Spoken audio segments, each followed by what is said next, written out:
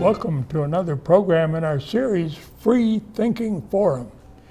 I'm Bill Weir, the producer and host, and I'm delighted to have with me today Mike Johnson. Bill, thanks for having me back. It's great to be back. And yes, it's good to have you back. You are sort of the czar of this enterprise that helps the Northwest suburbs communicate. Well, I don't know about czar. That almost sounds too official. How about I just work here and try to do a good job? Okay. But thank you for the czar title. Yeah, there's been a lot of things going on here over the last year. Yeah, tell us about some of the changes. Well, just as you walk in the door, you know, if you haven't been here for a while, if you walk in the door now, we did a complete remodel of the Create side of the building. So we are in one of the Create studios right now. There's really 3 physical studios in our complex here at 6900 Winnetka. We're in one of the 3 studios. And so that whole area really turned out nice. I think you would agree that that front end of the building is very welcoming and all branded to the CCX name with media. And I think the whole staffing area has been very flexible in terms of their work areas, and they all have desks that go up and down, and they can either stand or sit. You also notice one of the things you often talk to me about is, in fact, it was the last time we even did a show, you said, Mike, when are we going to get a sign out front, a new sign? I remember that question, and I can honestly say that sign is actually out there now, and you've seen it. And it's all been because there of me. All because of you. Actually, it was installed in December of 2017. It looks really nice at night. CCX Media, and then it has all of our sub brands, news, sports, cities, and create departments are listed there. So it really turned out nice. The other thing, you know, one of the big changes last year, we ended up getting another history show completed. In fact, I don't even know if we had the 2 history programs completed when we did our last show. But so we started out with a complete city history on Robbinsdale. Then we moved on to the city of Brooklyn Park, and we just recently completed a city history program about Maple Grove. All these programs are very well done and much appreciated. I've seen some of them. And guess what? The next one's going to be in your city, the city you live in. The city of Plymouth will be our next history program. Good. And that will take several months. It actually takes a long time to make those history programs. Yes. But we're very excited about that. And so we can't wait to get another one on the shelf, so to speak. Good. Now, you bring ideas back here from some of the national boards that you serve on, don't you?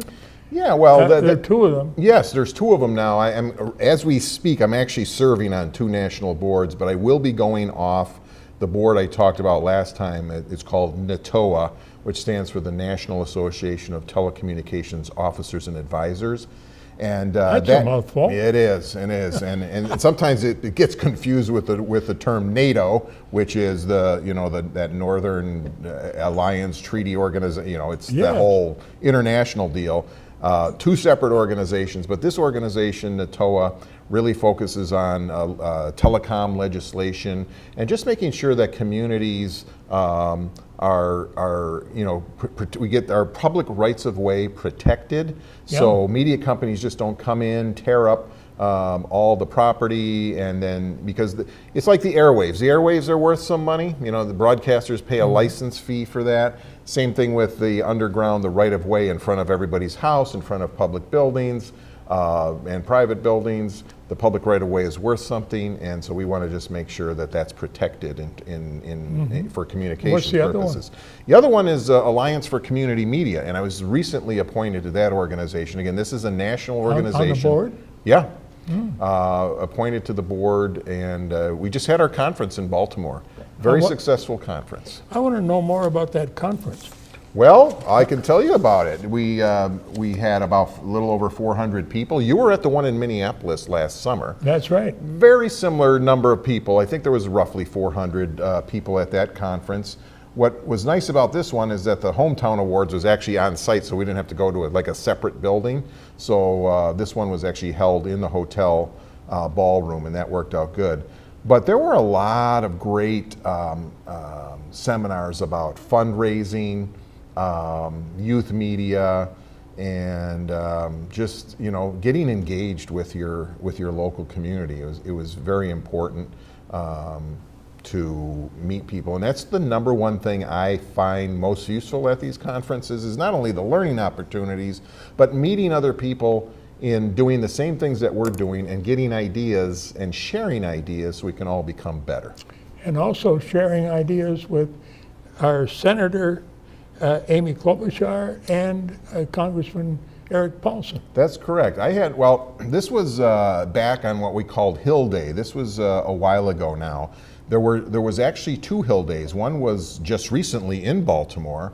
Prior to that, I had the opportunity, because it turns out, which was good, I was at the very first Hill Day that the Alliance for Community Media put on, and I had a personal meeting with Senator Amy Klobuchar, and we talked about community media and the importance of it. She's very familiar about our organization in terms of what we do. What she didn't understand is how it's all funded. And so I felt it was my job to kind of inform her and her staff about the importance of funding for community media.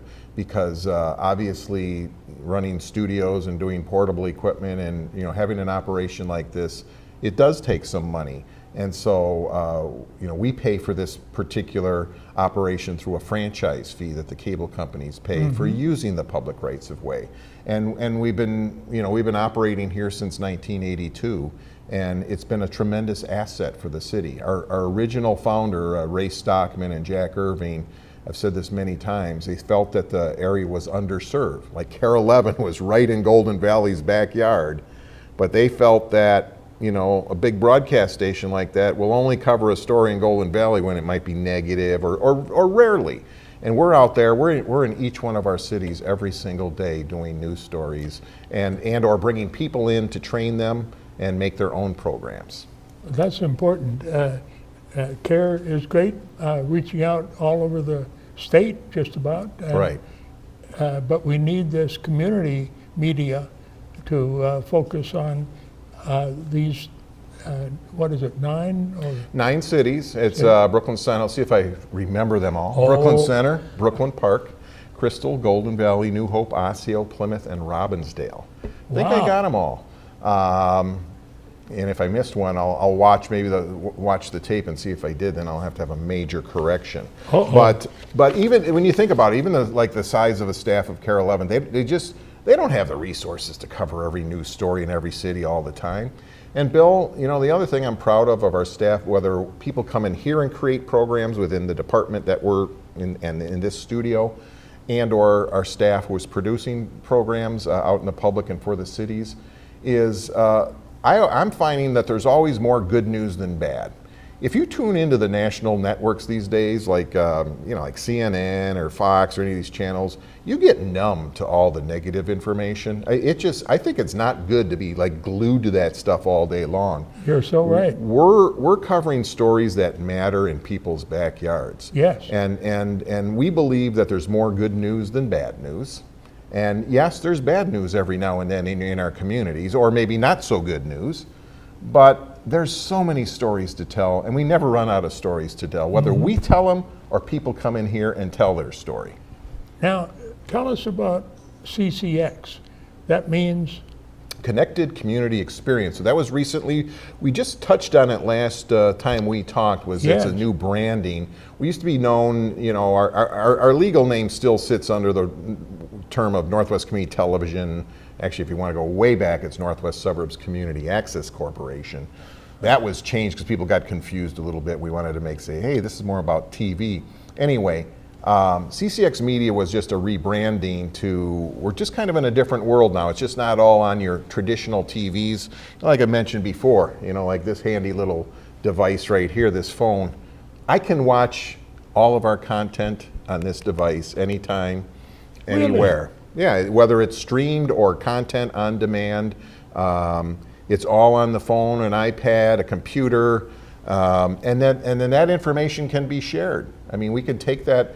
If I see a great story that's done either by our staff, or I see or a polka program of all things across the way in the other studio, there's one heck of a polka program that's done here. Well, there is. I happen to know some people who like polka, and I go, you may want to see this show. So it could get on there, and I could send them the link, and then they can watch it. That's the power of getting things, in addition to the channels are extremely important, because guess what? I've been talking to a lot of senior citizens who watch our channels. They do still watch it the old, kind of more the traditional appointment view way, and so we don't want to abandon that audience. And there's still people who will watch regular appointment type view of programming. But we're in this world where people want things now, on demand, right away. And again, the unique thing is we can measure and know right away, hey, was that interesting for people? Did they watch it? The technology is amazing. I have to tell you this one quick story about how powerful like the internet is. Really two quick examples. One is, so a while ago we did a story about a young gentleman in one of our cities who had, he did a lawnmower business where he'd go and cut people's grass. And he had a special cart that he had made to bring the lawnmower from point A to point B. Somebody stole his cart. Well, it turns out that the police officer who took the official report was kind of sad that that happened to this child, or this young gentleman. And several weeks later, the police officer comes back with a cart that the police officer made and gave it to this gentleman who was cutting grass. And we did a story on that. And initial hits were, pretty significant, several thousand. Well, it turns out that somehow, and I don't know how this all works, but like with YouTube, picked this up and did this as a featured story. Then they like, wow, this is an interesting story. Here's a police officer that kind of gave back to this child who was doing this lawn mowing service. And all of a sudden in one day we had 250,000 hits on that one story. This is a story that comes out of here in the little northwest suburbs of Minneapolis. And then it had many more hits after that, but that just goes to show the power. Now, that wasn't all Northwest viewers, that could be from all over the world, but the point is you can look at the power of one story and where that can go, or a polka program. I'd be willing to bet that a lot of people are watching a polka program from all over the world. Yes. If it's online. Or your program. I mean, I'm not sure if you look at your analytics, but somebody could be in Russia watching this show. Well, and there won't be any collusion, okay? They could be just watching the darn program and enjoying it. So yes. But it's very interesting. One other quick one. We were out at a sporting event. It was Maple Grove, and was it Maple Grove and St. Michael? There were two teams playing. It was like a playoff game. Maple Grove either scored 3 or 4 touchdowns in 1 minute. This was like all-time record. Wow. That went viral, crazy, in terms of, because we were there. All the other stations had left. They were doing highlight footage, and we just happened to have it. So it just goes to show that if you're in the right place at the right time, but it's not all about number of viewers. I mean, for me, I tell our staff, even if you have something and you end up only having, say, 30 people watch that clip, that might be 30 people that never had any connection to our organization whatsoever, but it made a difference for them. So it's not about like, hey, we need 250,000 here, we need 100,000, we need 20,000.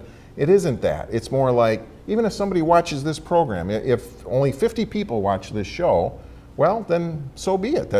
They watched it, they liked it, and we've done our job.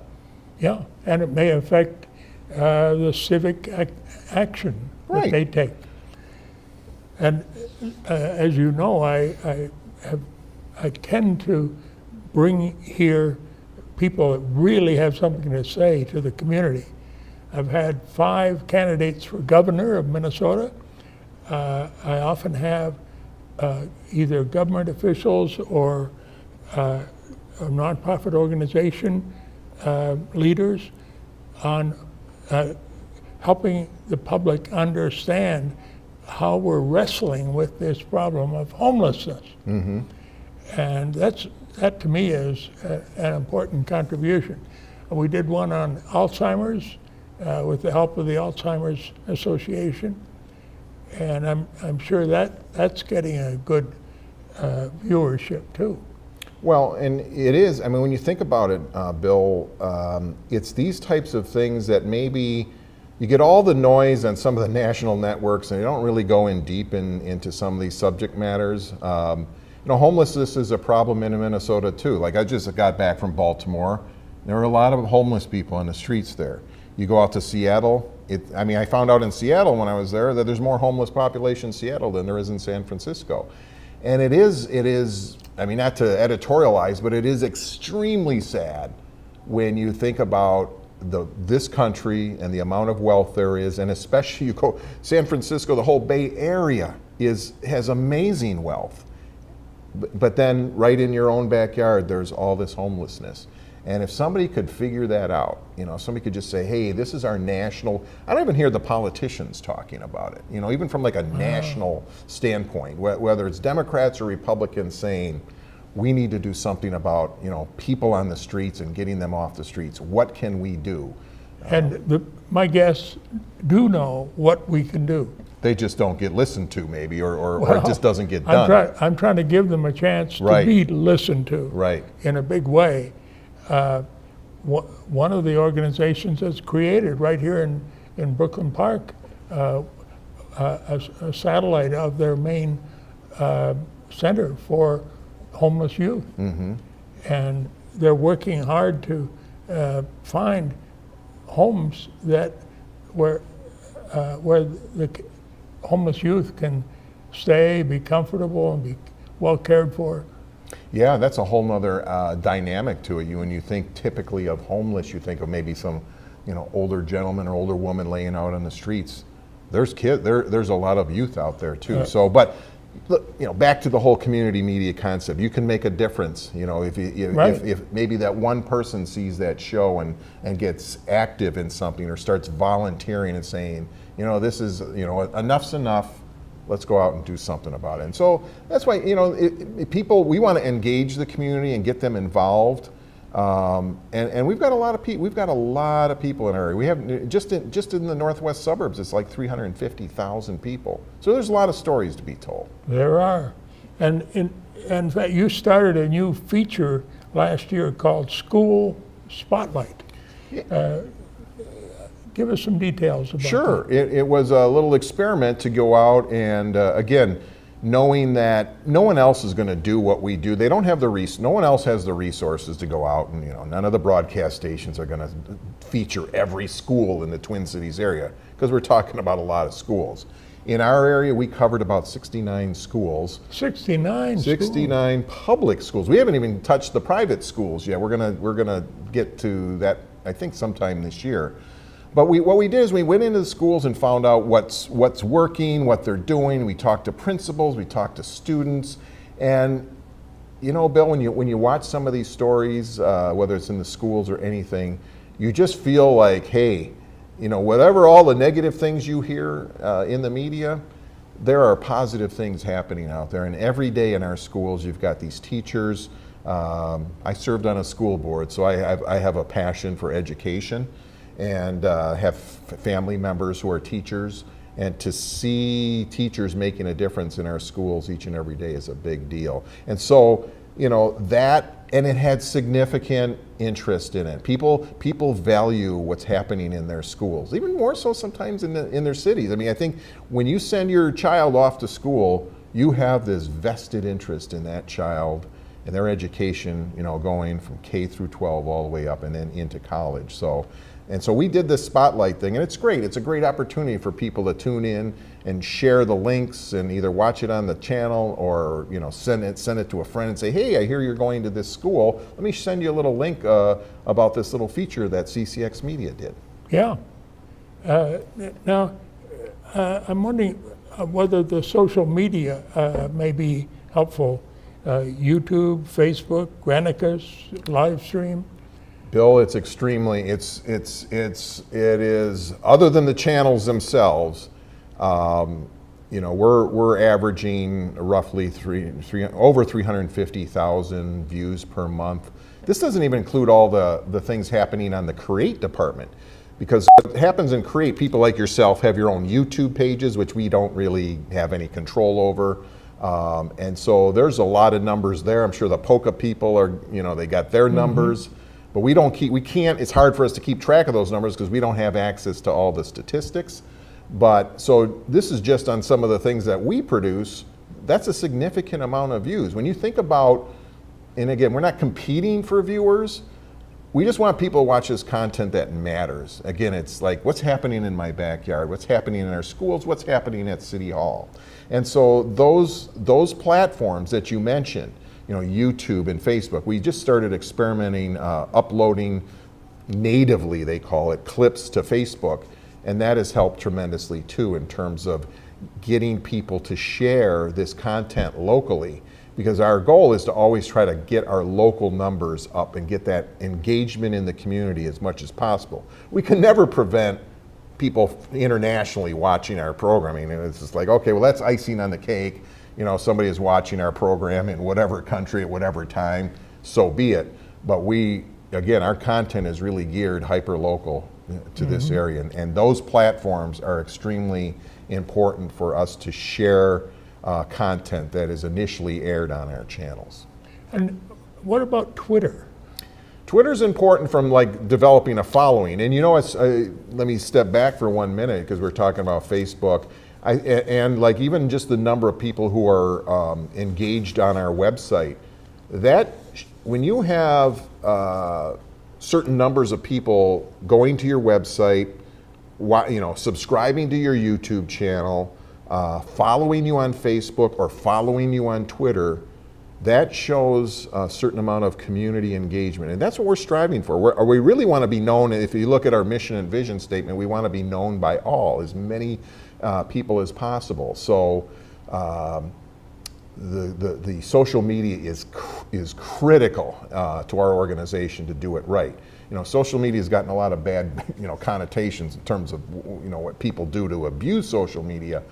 We're using it as a tool to communicate with the entire northwest suburbs and beyond in terms of our content. Now, do you want to go in more detail for how online offerings are making a difference? Well, they're making a huge difference. I mentioned just a few minutes ago about that story with the police department and that kind of going viral in the sporting event. But the really neat thing about it is everything can be shared so easily. If I see a program, if I see something that we did on homelessness, guess who I might send that clip to? You, because you seem that, you have an interest, you've done these programs. And I might just send you a little note and say, hey, Bill, we just did a news story on this great organization that's doing something about homelessness. You might want to see that story. And guess what? You might go, wow, that was a great story, Mike. I watched it. Now I'm going to send it to 2 friends, and then they send it to 2. And then you get, this buildup of people watching this content, and content that, really matters. Yes, I know that one of my half-hour programs was on a school, and there was news about sex education in the school, and that drew a lot of over 29,000 people on YouTube alone. Right. Yeah. But I want to get on to something else. Sure. You recently started a nonprofit initiative in the Create department. And I understand you're building a database. What's that? Well, it's important because, again, this gets back to community engagement. It's important for us to have our studios here. It's important for people to come in here and get trained. We feel, though, we also need to go and outreach into the community more, yes. Like get people out of the studio and into the community and engaging that community and helping, nonprofit organizations. There are a lot, and we discovered there's a lot of nonprofit organizations just in our little area here, and a lot of them need help. And that's what we're here for. We're here to help them to communicate their message. And so we're experimenting with some groups right now with helping them using the Create staff. And we just feel that is a very important thing that we do. Because one of the things that over the last several conferences that I attended is a lot of these organizations similar to ours will have community outreach people that go out and try to get more people involved. And I think we need to look at that. And it is starting to happen, so we're very excited. Barb and her staff are doing a great job, kind of like getting their feet wet and going out and doing something to try and garner more interest in what we're doing here. Now, we've already touched upon the national community media conference, but how did that compare with the one in Minneapolis last year? Well, it was like I said, it was about 400 people. I thought Minneapolis did a great job hosting it. And by the way, Minneapolis, the Twin Cities area, is a hotbed, so to speak, for community TV. Yes. There's certain regions around the country. Minneapolis is one of them. Massachusetts is another, and Oregon is another one. I mean, so we got some in the hotbeds on the West Coast, the Midwest, and then on the East Coast. And Minneapolis, I'm just proud to say, is way up there. And in fact, they were even talking about bringing another conference back here at some point. Oh, good. I don't know how soon, but they're more likely to come to an area where they have a strong support in community media and interest.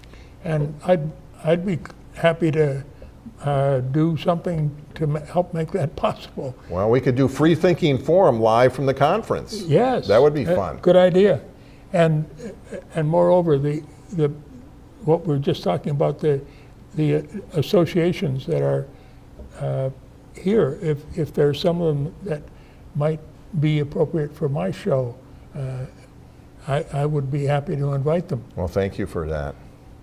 Now, what are some of your plans for the future of Northwest Community And that's a Television? very good question. And I know we're down to just our last couple of minutes, but I'm going to say the most important thing for our future, and that is, because I'm not going to sugarcoat it, the most important thing for our future is really going to be, like